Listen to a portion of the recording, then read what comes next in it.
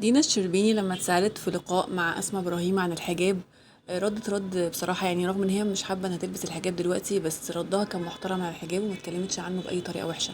تعالى كده نشوف قالت ايه مع بعض. عمري ما قلت مستحيل وعمري ما اتحجب. عمري ما قلت كده. بس يعني مش ناوي. دلوقتي حالا لا. و يعني مش عارفه اقول ايه في الحاجات دي، لا مش بعرف لا اتكلم يعني في انت الحاجات اكيد دي. طبعا كلنا يعني معترفه بالحجاب. بس انت قبل كده قلتي مستحيل اتحجب ولا لا ما بتقولي قلتش فيما بعد مستحيل، ممكن؟ لا ما قلتش مستحيل، بس يمكن قلت وقت. يعني دلوقتي مش. اي قرار ممكن انت مش قده دلوقتي. دي بقى يعني دي حاجه بين الواحد وبين ربنا، عارفه. آم، او طاعه مش قادره عليها دلوقتي، صعبه شويه.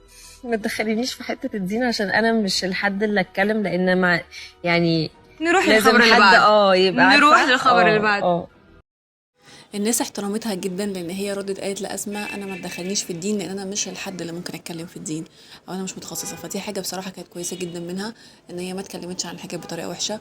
هي ليها يعني الحرية الكاملة اذا كانت تحجب او ما تحجبش، ربنا هو سبحانه وتعالى اللي هيحاسبها.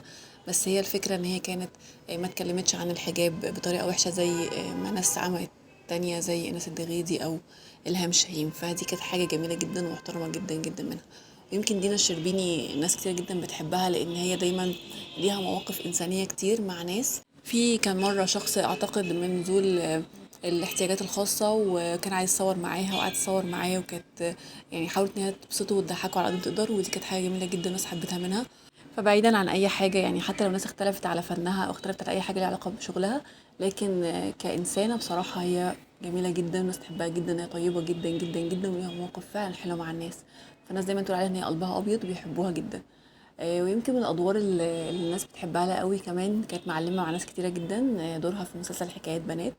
ويمكن حكايات بنات ده ناس كتير جدا بتحبه لسبب واحد، ان دينا الشربيني طلعت قالت، وكل الممثلين اللي كانوا مثلوا في المسلسل ده كان نصيبة مبارك ودينا الشربيني وحورية فرغلي، كلهم قالوا ان احنا اغلب المشاهد كانت ارتجال، فكنا بنمثل كاننا يعني بنتكلم مع بعض عادي. فده اللي خلى الناس حبت قوي المسلسل، اللي احنا كنا بنتعامل بطبيعتنا، ما كناش بنمثل خالص. ففعلا الجزء الاول من حكايات بنات كان من الاجزاء اللي كانت ناجحه جدا وكانت الناس بتحبها، واثرت فعلا في ناس كتيره وحبوها. لما بدأوا يعملوا منه المسلسل ده اجزاء تانية كتيره، المسلسلات الاجزاء التانية كانت حلوه برضو لان كان ليها ابطال مختلفين. بس الجزء الاول هيظل برضو هو الاكثر نجاحا فيهم كلهم، او اللي الناس بتحبه قوي عن بقيه الاجزاء. اما عن دينا الشربيني نفسها، كان يعني من الممثلين اللي بيطلع عليهم اشاعات كتيره جدا الفتره دي، وخصوصا ان هي لما بتطلع في اي عمل دايما الناس بتتكلم بفكره ان هي مرتبطه بالشخص البطل اللي معاها في المسلسل او البطل اللي معاها في العمل ده. دايما بتطلع تقول ان دي اشاعات وان الكلام ده مش